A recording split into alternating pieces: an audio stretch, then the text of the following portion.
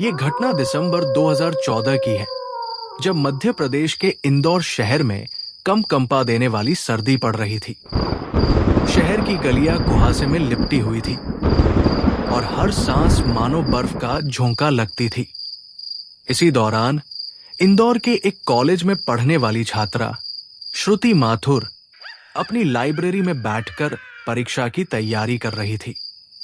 किताबों में डूबी हुई श्रुति का ध्यान तभी भंग हुआ जब उसका मोबाइल फोन बजा।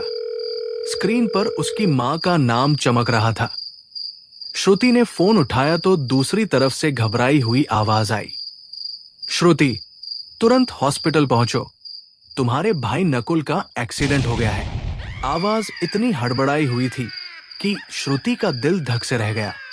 उसकी मां ने बताया कि नकुल की बाइक एक कार से टकरा गई थी और उसकी हालत बेहद नाजुक थी।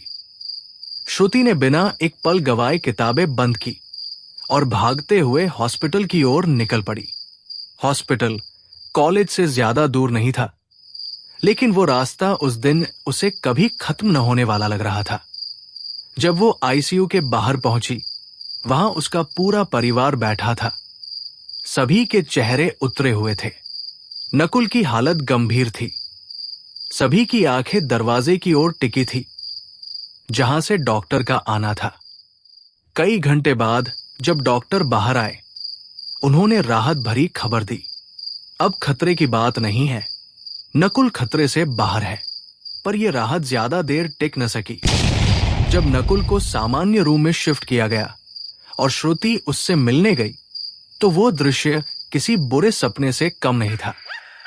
नकुल जो कुछ घंटे पहले दर्द से कराह रहा था, अब अचानक एक अजीब सा गीत गुनगुना रहा था। उसकी आंखें अधखुली थी और होठों पर एक बेमानी सी मुस्कान। श्रुति चुपचाप उसके पास जाकर बैठ गई, लेकिन नकुल उसकी किसी बात का जवाब नहीं दे रहा था। उसकी चुप्पी में कुछ ऐसा था जो श्रुति को असहज कर रहा था। फिर अचानक नकुल लंगड़ाता हुआ बिस्तर से उठा और कमरे की खिड़की की ओर बढ़ने लगा। श्रुति घबरा गई। नकुल, कहाँ जा रहे हो? पर नकुल चुप रहा। वो खिड़की के पास खड़ा हुआ और धीरे धीरे एक पैर खिड़की की चौखट पर रख दिया। उसका चेहरा अब पहले जैसा नहीं था। उसमें एक डरावनी, पराई मुस्कान उभर आई थी। रुको नकुल, श्रुति चिल्लाई और उसकी ओर दौड़ी, लेकिन तब तक नकुल खिड़की से नीचे कूद चुका था। भागकर बाहर गई श्रुति ने देखा कि नकुल अभी भी खिड़की के पास खड़ा था। श्रुति की आंखें फटी की फटी रह गई। नकुल की हरकतें अब अजीब होती जा रही थी। वो बार बार दीवार की ओर देखता, किसी अदृश्य व्यक्ति से बात करता और झटके खाने लगता। डॉक्टरों ने नींद के इंजेक्शन दिए, लेकिन कोई असर नहीं हुआ। नकुल लगातार कहता जा रहा था, अगर मैं यहां ज्यादा रहा तो वो मुझे मार देगी। वो आ रही है। उसकी मां अनुप्रिया अब घबरा चुकी थी। उन्होंने डॉक्टरों की अनुमति से नकुल को हॉस्पिटल से डिस्चार्ज करवा लिया और घर ले आई।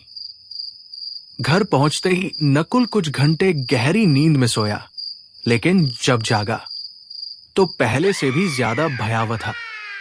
अब वो खिड़की के बाहर घंटों बैठा रहता और फूट फूट कर रोता। श्रुति ने जब उससे पूछा कि वो क्या देख रहा है, तो नकुल ने कांपती उंगली से एक और इशारा किया।